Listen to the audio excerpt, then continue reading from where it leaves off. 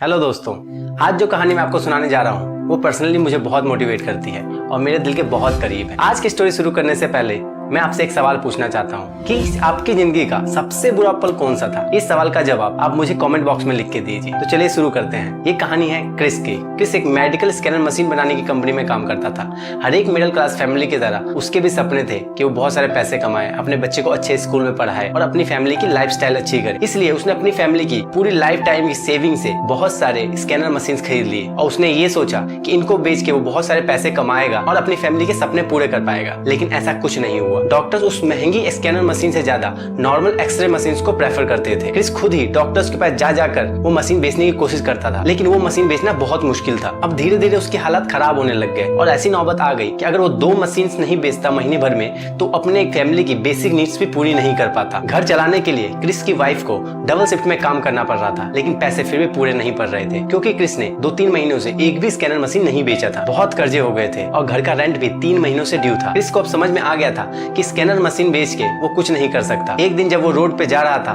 तो उसने एक आदमी को फरारी से उतरते हुए देखा। वो आदमी काफी खुश लग रहा था। अब क्रिस से रहा नहीं गया। वो उस आदमी के पास गया और उसने उससे पूछा कि सर आप क्या करते हैं। उस आदमी ने बोला मैं एक स्टॉक ब्रोकर हूँ और सामने वाली बिल्डिंग में काम करता हूँ। फिर क्रिस ने सामने वाली बिल्डिंग में देखा, वहां से काफी लोग बाहर आ रहे थे और सब लोग बहुत खुश लग रहे थे। तभी उसी वक्त ने सोचा कि मैं भी इनकी तरह खुश रहना चाहता हूँ और उसी वक्त उसने यह फैसला कर लिया कि मैं एक स्टॉक ब्रोकर बनूंगा ताकि मैं अपनी फैमिली को खुश रख सकूं। और सेम डे जाकर के उसने स्टॉक ब्रोकर की जॉब के लिए अप्लाई कर दिया। एक दिन क्रिस जब अपने घर पहुंचा तो उसने देखा कि उसकी बीवी अपना और उसके बच्चे का सामान पैक कर रही है। क्रिस ने अपनी बीवी से कहा प्लीज ऐसा मत करो, प्लीज मुझे छोड़ के मत जाओ, सब कुछ ठीक हो जाएगा, मैं सब कुछ ठीक कर दूंगा। लेकिन वो नहीं मानी। रोज की प्रॉब्लम्स और डबल शिफ्ट करके वो बहुत परेशान हो चुकी थी और वो समझ गई थी कि अब उसका कोई फ्यूचर नहीं है क्रिस के साथ। क्रिस के बहुत कहने पे भी जब वो नहीं रुकी, उसने रोते रोते बोला कम से कम मेरे बेटे को मत लेके जाओ, मैं उसके बिना नहीं रह सकता, मैं उसको बहुत खुश रखूंगा। ये सुन के उसकी बीबी भी रोने लगी और बोली ठीक है, तुम हमारे बेटे को रख सकते हो, मैं जानती हूँ तुम उसका बहुत अच्छे से ख्याल रखोगे। और ये कह के उसकी बीबी वहाँ से चली गई। जिस दिन उसका स्टॉक ब्रोकर की जॉब के लिए इंटरव्यू था, उससे एक दिन पहले वो अपने घर में पेंट कर रहा था। उसके पूरे कपड़े पेंट से सने हुए थे। अभी वहाँ पुलिस आ गई और क्रिस को उसी हालत में पुलिस स्टेशन ले गई क्योंकि उसने एक पार्किंग की फाइन का चालान नहीं भरा था। वो पूरी रात पुलिस स्टेशन में रहा। अगली सुबह किसी तरीके से वहाँ से छूट के उसी हालत में भागता भागता स्टॉक ब्रोकिंग के ऑफिस इंटरव्यू के लिए पहुंच गया। सब उसको देख के बहुत हैरान थे क्योंकि किसी ने भी उस ऑफिस में इस तरह किसी को आते नहीं देखा था। क्रिस अपने इंटरव्यू का वेट कर रहा था। अब उसका नंबर आया। क्रिस अंदर गया। क्रिस ने बोला मैं आधे घंटे से बाहर बैठ के यही सोच रहा था कि मैं क्या स्टोरी बनाऊंगा आपके सामने कि मेरी ऐसी हालत क्यों है, लेकिन यकीन मानिए कि मेरे पास कोई भी स्टोरी नहीं है। मैं पुलिस स्टेशन से आ रहा हूँ। मुझे उन्होंने गिरफ्तार कर लिया था क्योंकि मैंने एक पार्किंग की फाइन का चालान नहीं भरा था। क्रिस लगभग इंटरव्यू में फेल हो चुका था, लेकिन बाहर जाने से पहले उसने इंटरव्यूअर्स से पूछा कि क्या मैं आप लोगों को एक बात कह सकता हूँ। इंटरव्यूअर्स ने बोला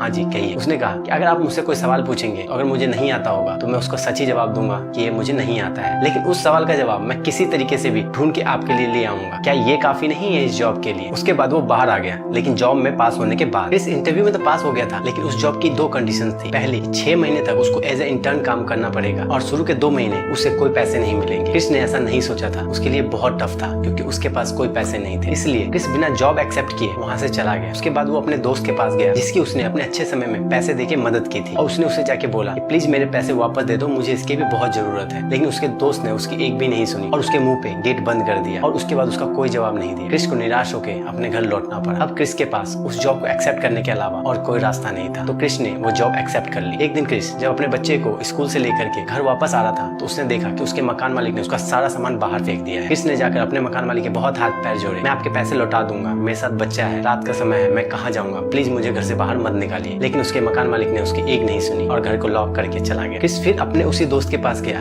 उसने बोला मेरे पास रहने के लिए कोई जगह नहीं है, प्लीज मेरे पैसे वापस दे दो, मेरे साथ मेरा बच्चा है, कहाँ जाऊंगा इस वक्त। लेकिन उसके दोस्त ने इस बार भी कुछ नहीं सुना। क्रिस ने गुस्से में आके उसका गेट खटखटाया तो उसने बोला कौन से पैसे, मेरे पास तुम्हारे कोई पैसे नहीं है और तुम अगर यहाँ से नहीं गए तो मैं पुलिस को बुला लूंगा। फिर क्रिस को वहाँ से जाना पड़ा। बहुत रात हो गई थी, लेकिन क्रिस और उसके बेटे को कोई जगह नहीं मिली थी। उसके बेटे ने उससे पूछा पापा हम कहाँ जाएंगे? क्रिस ने कोई जवाब नहीं दिया। अब क्रिस को हार मानकर एक पब्लिक टॉयलेट में जाना पड़ा ताकि वो वहाँ रात भर रह सके, कोई उन्हें वहाँ से भगा न दे।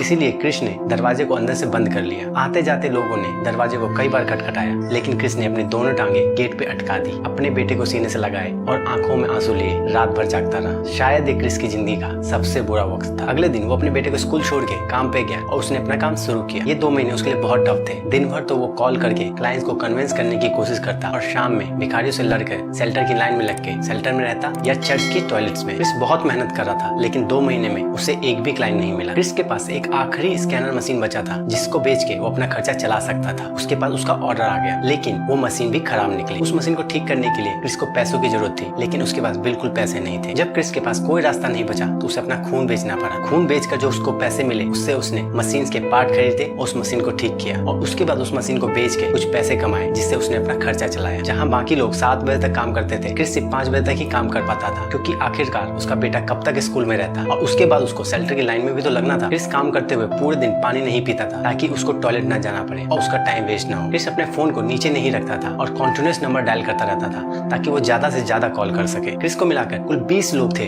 जो उस जॉब के लिए कम्पीट कर रहे थे। इन 6 महीनों में जो सबसे ज्यादा क्लाइंट बना था, ये जॉब उसी को मिलने वाली थी। शुरू के 2 महीनों में क्रिस ने एक भी क्लाइंट नहीं बनाया था, लेकिन जब 6 महीने पूरे हुए सब ये देख के हैरान हो गए कि क्रिस के सबसे ज्यादा क्लाइंट थे। क्रिस को अब ये जॉब मिल चुकी थी, वो स्टॉक ब्रोकर बन चुका था। क्रिस कुछ बोल नहीं पा रहा था, उसकी आंखों में फिर एक बार आंसू थे, लेकिन इस बार वो खुशी के आंसू थे। क्रिस ने अपनी मेहनत और लगन से ये हासिल किया था। क्रिस के ऑफिस में किसी ने उससे पूछा क्या ये उतना ही आसान था जितना लोगों को लगता है। उससे बोला नहीं जा रहा था, लेकिन फिर भी उसने अपनी लड़खड़ाती जवान में बोला, नहीं, बिल्कुल भी नहीं, ये बिल्कुल भी आसान नहीं था। उसके बाद क्रिस ने कभी भी पीछे पलट के नहीं देखा और आगे चल के उसने खुद की इन्वेस्टमेंट फर्म शुरू की। जी हाँ, ये रियल स्टोरी है मल्टी मिलियनर क्रिस गार्डनर की, जो हम सबके लिए एक प्रेरणा है। इनकी लाइफ से प्रेरित होकर एक मूवी भी बनाई गई है जिसका नाम है द परस्यूट ऑफ हैप्पीनेस, जिसमें क्रिस गार्डनर का रोल विल स्मिथ ने निभाया है। ये एक ऐसी मूवी है जो आपको अपनी लाइफ में जरूर देखनी चाहिए। मुझे पूरी उम्मीद है कि वीडियो के स्टार्टिंग में जो मैंने आपसे सवाल पूछा था उसका आपने जवाब दे दिया हो। अगर ये वीडियो आपको पसंद आई तो इसे लाइक शेयर जरूर करें। अभी तक इस चैनल को सब्सक्राइब नहीं किया तो सब्सक्राइब कर लें और बेल के आइकन को प्रेस कर दें ताकि आने वाली सभी वीडियोस की नोटिफिकेशन आप तक पहुंच सके। अभी के लिए बाय बाय।